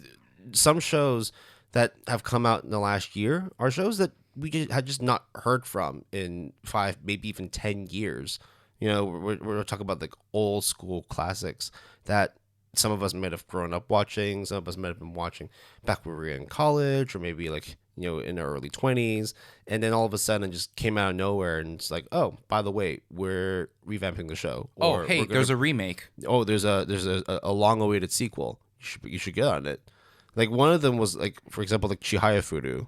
Yes, Chihaya was 6 to 7 years worth of wait. Yeah, I think the second season ended in 2013, and then the third season came out like late 2019, early 2020. Yeah, it was a double curse, so it kind of extended from... So parts of it came out in 2020. So it still counts, is what I'm saying. Yeah. And it's interesting because they start literally where season 2 left off. Like it was just like the next episode. But it was 6 to 7 years, man. It was good too. And it's good. It's good. It's the same thing, but hey, Chihaya same thing is really good. I think everyone should watch it if you can. It's really hard to explain how the anime is. It's a sports anime, but not really. I don't know. It's one of the cases of if it ain't broke, just go and watch the show, right? Like if it worked the first couple times, surely it'll work again. And this is an example of it working again.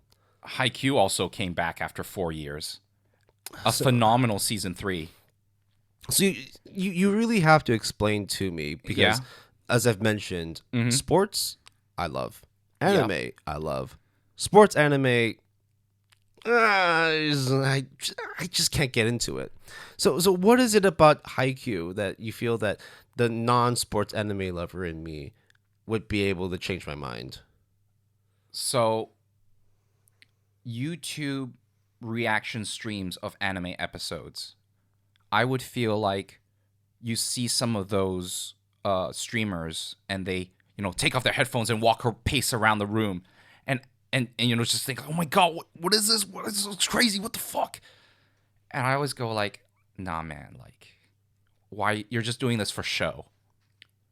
There were at least 2 to 3 moments in part 2 of Haikyuu season 4, which is To the Top second season, that was genuinely touching and was just either I was reeling in my seat or I was like, you're running laps around your room. I'm gonna like, wait, I have to replay that 30-second segment again and again and again. To be fair, when part 1 of season 4 came out, it was good, but it wasn't like, and I think a lot of people felt that way too. It felt like a letdown after that long break. But it turns out it was building up to part 2, and the payoff was, there's so many good moments I just want to share. And I think a mutual friend of ours really likes Haikyuu, and he and I just, in a separate WhatsApp group, was just gushing over it nonstop for 2 hours on end. It's just such a good show, man. So if there was one thing, like, if we're going to be saying, oh, what are our New Year's resolutions? I know it's already February. It's been like a whole month since going into 2021. But Chinese New Year, though. Well, yeah, okay. So we have technically another New Year coming up. If there was one thing that I myself should do as like a, quote unquote resolution, would it be to get into more slice of lives, like more SOLs, or start watching Haikyuu? You do what you gotta do, Will. No, but I need guidance here, senpai. I mean, would you really commit yourself to watching slice of life wholesome stuff? I mean, Horimiya it's pretty good. And I used to watch a few of them when I was a teenager. Like when I was in high school, I watched, as you mentioned before, like Honey and Clover, Nodame, Cantabile. Yeah, watch those. Mm-hmm. So surely, like, if I just tap into, young Will's mindset, maybe I'll bring it back. Okay, gun to my head, right? I have to choose between wholesome slice of life or Haikyuu. It would be Haikyuu. Okay. Yeah. Not a hard one for you then.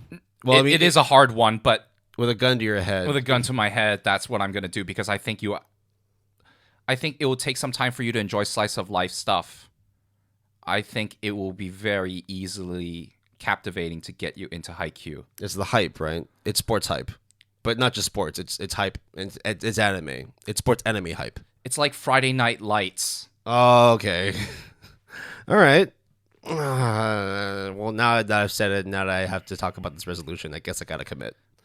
All right. Okay. Cool. I will say almost all the seasons are on Netflix. If not, then they're on Crunchyroll. It's not hard to find Haikyuu. No, absolutely not. It's more just finding the time within my busy anime schedule to actually sit down and watch Haikyuu. I'll tell you what. You're not watching every single episode with me, no. Oh no, yeah, that's exactly what I'm saying. If that. How many seasons is it? 4 seasons? 85 episodes total. Okay. I think it's 20-something, 10, and then 12, or 12-13, something like that, yeah. See, that's not hard to do. I mean, like, look, I've watched, like, all, like, 150-something episodes of Hunter x Hunter 2011. I've watched every non-filler episode of Naruto. That's a lot, too. That was, like, almost 700 episodes. Hey, you don't have to watch it with me, but just give me the play-by-play like you did with Gurren Lagann, and it's like as if I was watching it with you. And it's funny you say play-by-play, especially since it's being a sports anime. You would want to play-by-play. You want me to go over the highlights, right? The sports highlights. There is just so many good things about it. I'm like that guy. Tell you what, if you're listening to this and you feel like I'm still not that convinced about watching Haikyuu, write us a message. Tweet us, write us an email. Tell me why I should give up everything I'm watching right now and just solely focus on Haikyuu. Yeah. Because there's a lot on my plate right now. Like, man, I'm still watching AOT. I'm still watching Jujutsu Kaisen. Mm-hmm. There's a few other shows on Netflix that I've been waiting to crack open as well. But Haikyuu is also on there. It's really easy to just press play. It's also crazy that GTO is on Netflix too. That's a good show. There's so much stuff. Fuck. You remember Bleach? Wow, nice segue, bro.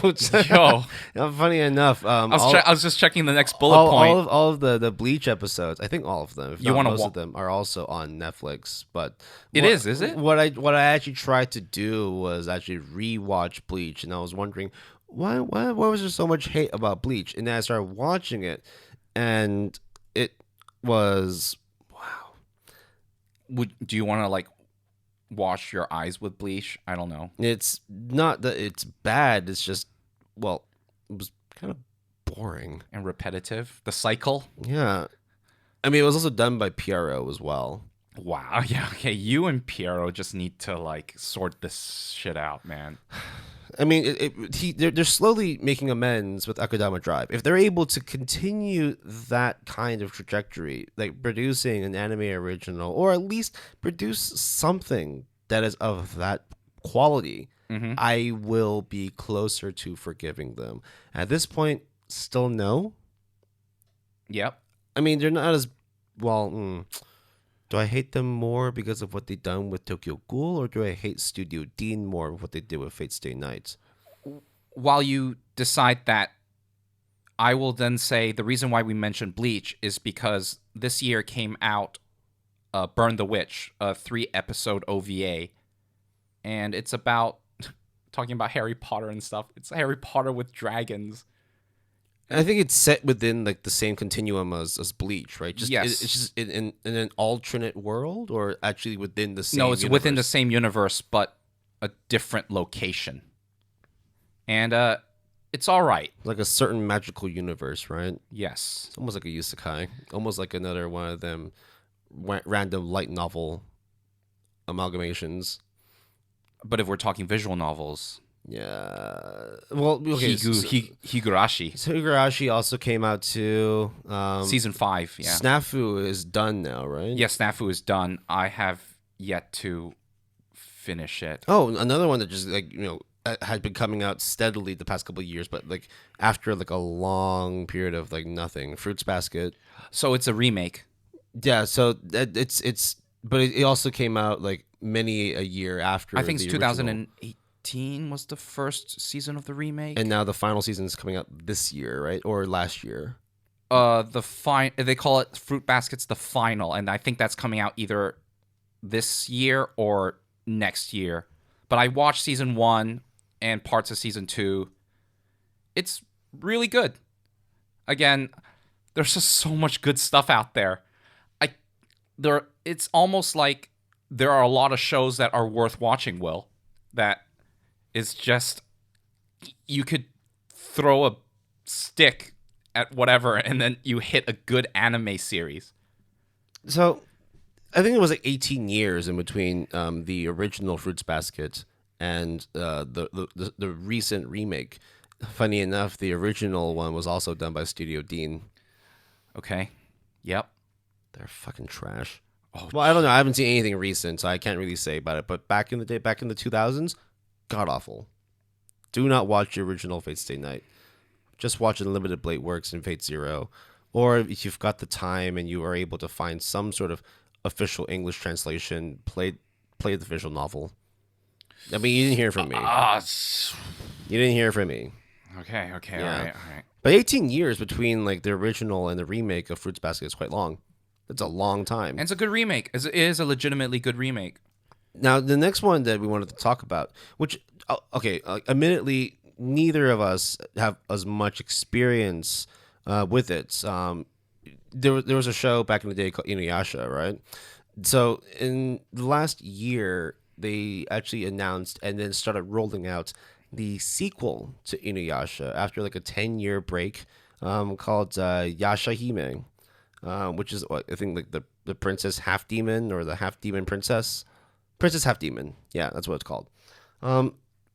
We can't really talk too much about it because I haven't watched either this show or Inuyasha. I just know that it was really, really popular in the late 90s, early 2000s. Yes. Enough to the point where people on Facebook, people on Reddit were just like nonstop talking about how they could not wait for the sequel to come out.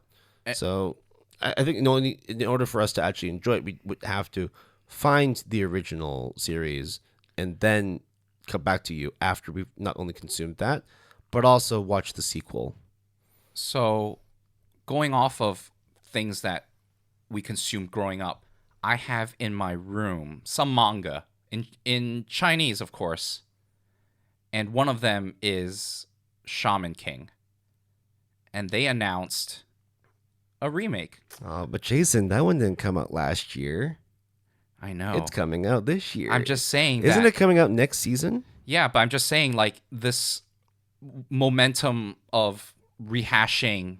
You see, in Jason's quest to being the ultimate weeb, he's trying to bend the rules so that he's able to include stuff that's coming out in subsequent seasons when we're still talking about a retrospective of 2020. I see what you're doing. You know what? Fine. Just censor it. Just cut this out of the episode. No. I'm leaving it in. Okay, just so you remember. But the point is, anime is great. Anime is great. There's a lot of good anime, and rightly so. Okay, if we're gonna talk about Shaman King, I didn't watch it, but like I knew it was hype. I knew it was a big deal back then, and now the fact that it's coming out now. Is it a remake? Is it a sequel? What is it? It's a remake. Oof. So much like how you had like Fullmetal Alchemist Brotherhood, how much like you had like Hunter x Hunter, how much you had like Fruits Baskets. Yeah, we'll see how this one goes, but I'm definitely going to check it out. Do you know what the studio is that's doing Shaman King? I don't remember. I just remember watching the announcement trailer and then being sold and being like, all right, whenever it comes out, I'll watch it. No questions asked. Childhood memories. So it's going to be done by Studio Bridge. I have... What have they done? So they've done some Yu-Gi-Oh! Some Card Captor... No, this is Card Fight Vanguard.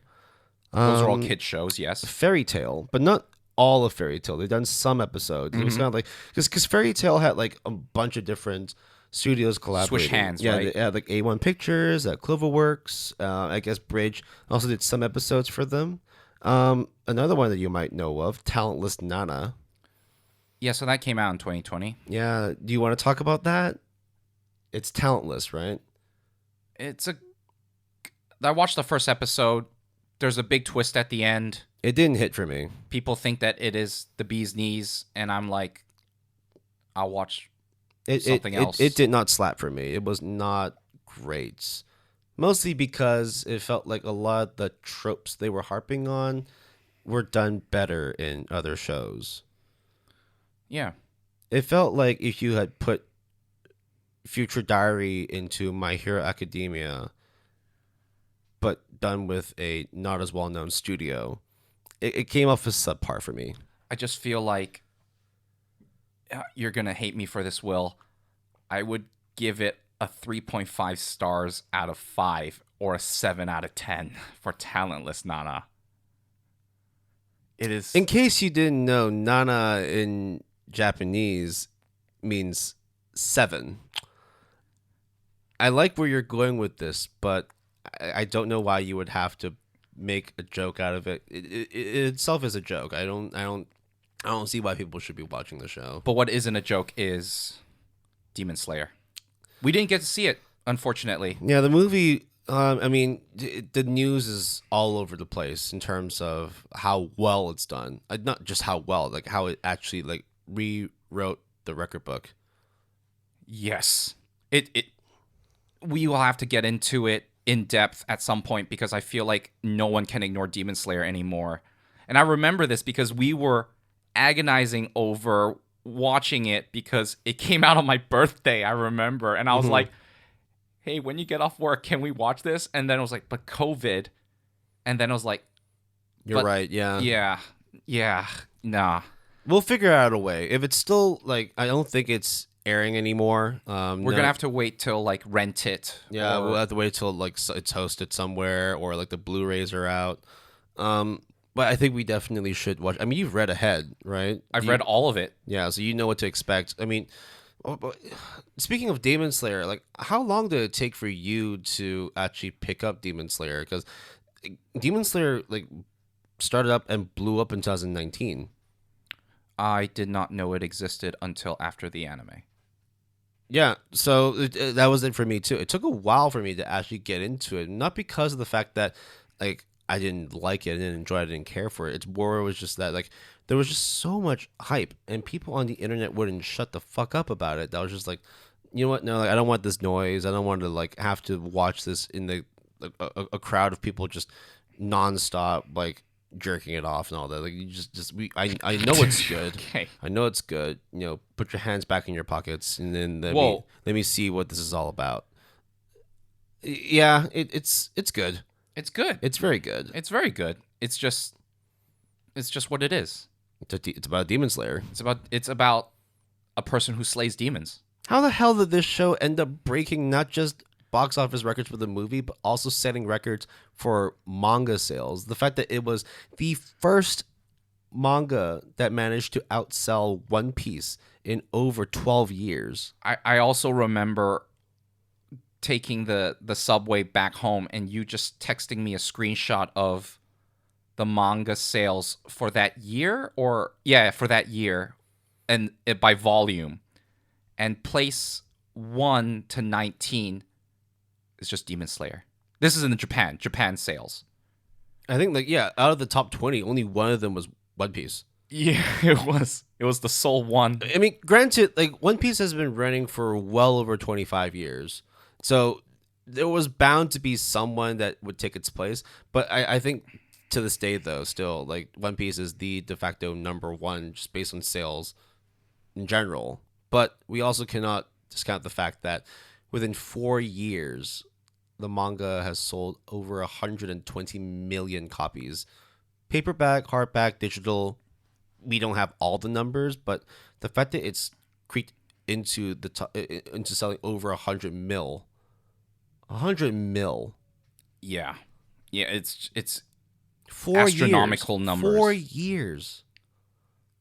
It's quite a feat. We don't have time to talk all the numbers, all the stats, and what it means for the rest of the industry. I think we will really need to find another time, another episode to talk about it. But look, I like Demon Slayer. You like Demon Slayer. I do like Demon Slayer. I think people who are listening to this have either watched it or have already finished the manga themselves, or heard of it at the very least, and are waiting to watch it. We don't need to further endorse it. It's already done the rounds.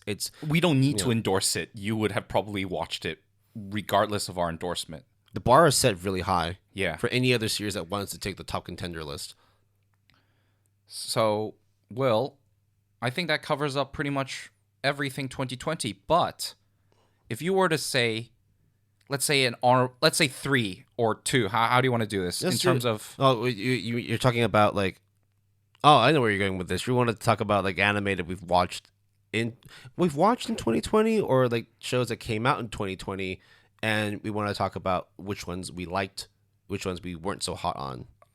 How about we just do the ones, not our backlog, but anime that came out in 2020, and just pick, I don't know, 2 or 3 that you want to highlight for people to check out. I can go first. I feel like Akudama Drive, we have already harped on it quite a bit. We wholeheartedly endorse it. It's cyberpunk. It's only 1 season. It seems pretty definitive by the end of it. I think they can do more, but it's just good original anime that not based on anything prior to that, but inspired by a lot of cyberpunk stuff. But I would say, if it's not obvious enough, the 2, I would say, outstanding shows that I consumed that aired in 2020 is Kaguya-sama Season 2 and, of course, Haikyuu. I think those are very somewhat typical answers, but for me, there's a reason why they're typical. It's because it's universally liked and beloved, and I feel you owe it to yourself to either watch Haikyuu or read Kaguya-sama, or the other way around. Just find the time to check either one or both of them out, and I think everyone will be pleasantly surprised. Not a bad list. I think that for me, the shows that I really liked last year, I've talked to some extent about them in either the After Dark episode or throughout this episode. One of them being Dorohedoro. Absolutely must watch. Have to watch it. Akudama Drive. That one's also an exciting time. But I am going to suggest a very left field one, which is, it's not a great anime. It is a ridiculously stupid anime. And depending on how you perceive it, it can be very, very, very entertaining. It's Hypnosis, Mike. What?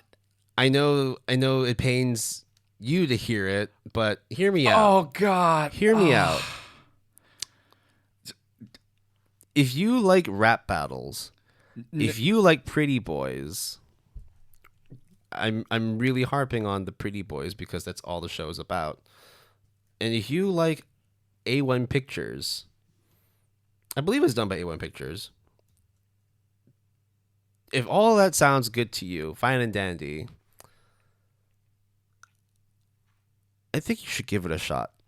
The reason why there's a bit of silence is because my palms are covering my face. I can't. Yeah, sure. Hypnosis Mike. Yeah, sure. Of course.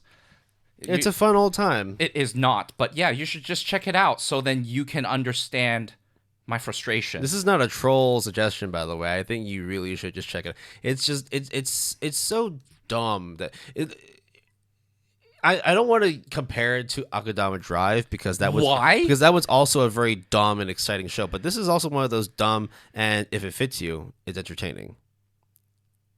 Just go watch it because I already know you're going to watch Dorohedoro and Akudama Drive, or even watching a show that's ongoing right now, Jujutsu Kaisen. I'm telling you shows that you would probably not have picked up anyway. I'll be blatantly honest as well. I also dropped Hypnosis Mike, but I want someone out there to report back in after watching it or have already watched it and let me know what you think. Am I a dumbass? Am I talking out of my butt?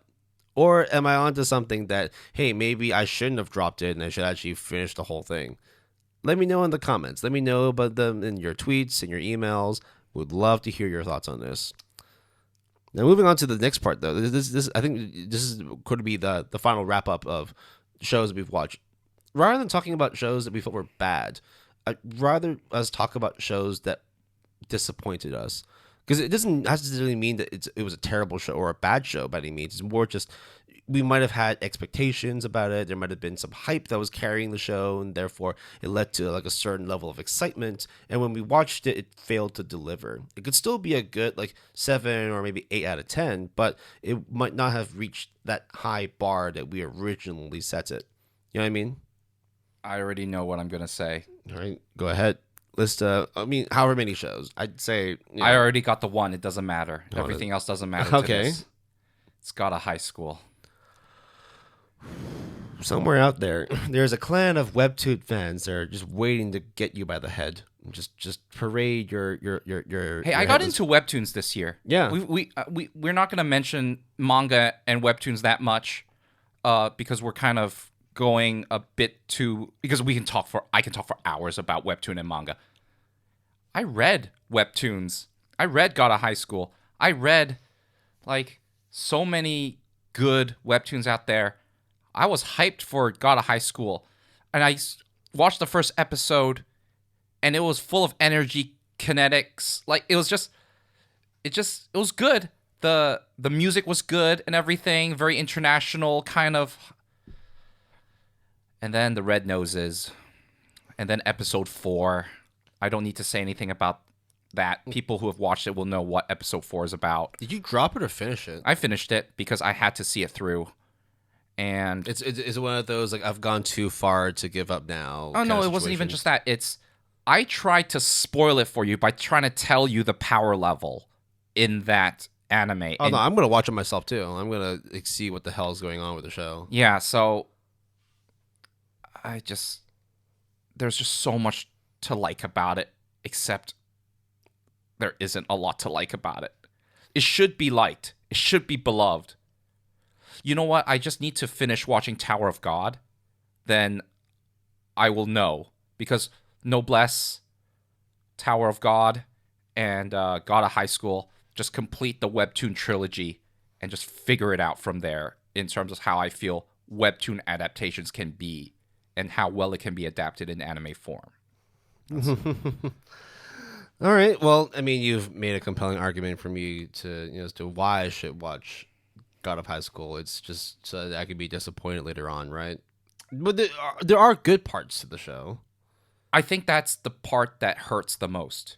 If it was really bad, then whatever. It's easy to discount it, right? But there's so much good and even brilliance in certain areas. Let's not forget it was also done by MAPPA. Yes, and it shows, as in positive. It's a good thing. So what about you, Will? What you got? This one was actually quite easy for me too. It's a show we both watched. I'm surprised you didn't bring it up, but I guess the argument you made for God of High School was very compelling. This was super, super hyped. It's The Great Pretender. Okay. I think, look, by all means, it's not a bad show. If you were to just like know nothing about it and you watched it, you would probably enjoy it. You would probably give it like a solid 8, maybe a 7.5 out of 10. Like 3-4 stars. Yeah, something like that, right? Like you would say that it was an entertaining show. The problem I had with this show, and I think to an extent for you as well, was people were talking so much about this. Like there were so many influencers and YouTubers, even like friends within our circles, talking about how the show is brilliant. It's smart. It's it's basically about swindling people and trying to Ocean's 11, basically like doing like certain heists, certain like smart plans to outthink your opponent. In which case, specific to this, they're just trying to steal money or steal something from a victim from an enemy. Like Robin Hood, basically.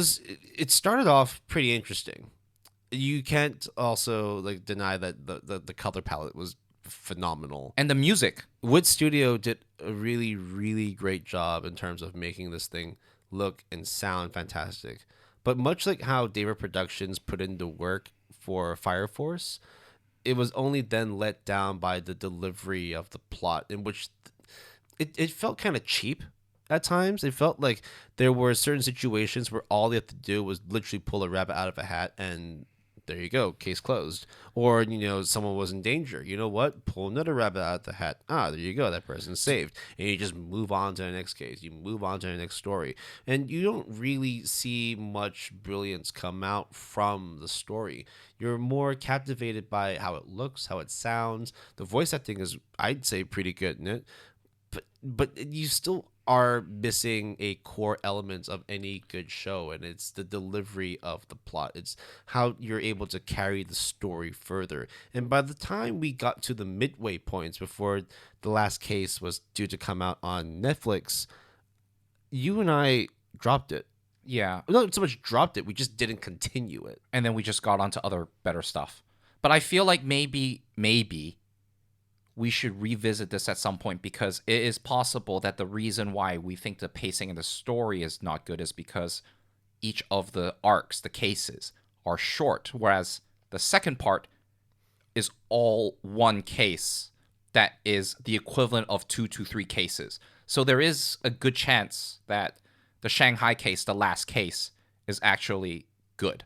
Yeah, to be fair, the score it got on my anime list, it is a pretty high score, but I think it was as a result of everything coming out. We only watched up to the halfway point because at the time that was when, at least here in Hong Kong, that was the amount of episodes, the amount of cases that had been released, and we had to wait like another week and a half, 2 weeks before the next part. So it was way longer than that. Oof, okay, then yeah, that did more reason as to why we dropped it. Yes. I mean, as you said, our backlog is thick. We got a lot of shit to go through, and sometimes you just don't want to wait around and see if this mediocre showing could potentially be good. It's kind of like how we feel about a lot of shows, which we'll probably touch on at a later point. But yeah, in terms of disappointment for me, it has to be Great Pretender. It's a harsh one, but until I get round to watching the last case, I don't think I'll be changing my opinion on it. Well, so, yeah. Yeah, okay. So what did we learn about 2020, especially within like the world of anime, right? Like, is there any major takeaways about 2020? Is there anything that, we've learned we want to carry over into the new year, into 2021, and hopefully improve on? There's just good anime out there, and whether or not rain or shine, pandemic or not, it will always be there for you. No matter what, through thick and thin. Yeah, man. Anime will be there for you. There is some good stuff. There's some bad stuff. There's some exceptional stuff. There's some abysmal stuff. But hey. Hey, bad stuff can be entertaining too. It just depends on how open you are to, watching something, and how wide your barometer is for entertainment. Nothing is perfect, but anime is perfect for me, Will. Yeah. So even if it is trash, we will give it a shot. unless we have enough prior knowledge and research to make a sound judgment before we tackle it. Because again, anime is great. It's just not enough time to watch all of it. Yeah. So hopefully, we've moved past some of the rougher parts of 2020. I mean, we've already seen hella news coming up for 2021 about new Netflix and anime studio collaborations. There's a lot of stuff coming out.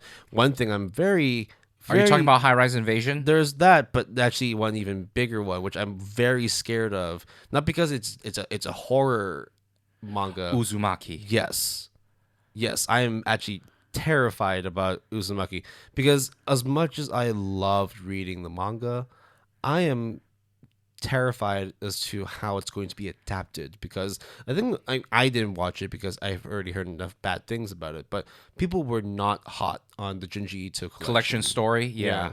So the fact that there was a live action for Uzumaki. I watched it when I was a teenager. Must have been a really a rude awakening as to what Japanese movies are all about, or just movies in general. And then I watched Ju-on, The Grudge, and then I watched Dark Waters. Did you watch The Ring, Ringu? Yeah, of course. Yeah, I actually did my my high school film studies thesis on Ju-on and Ringu. It was a great semester just watching Japanese horror movies.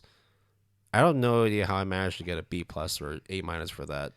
It's good times. It's good times. Yeah. So that hopefully wraps up most of 2020.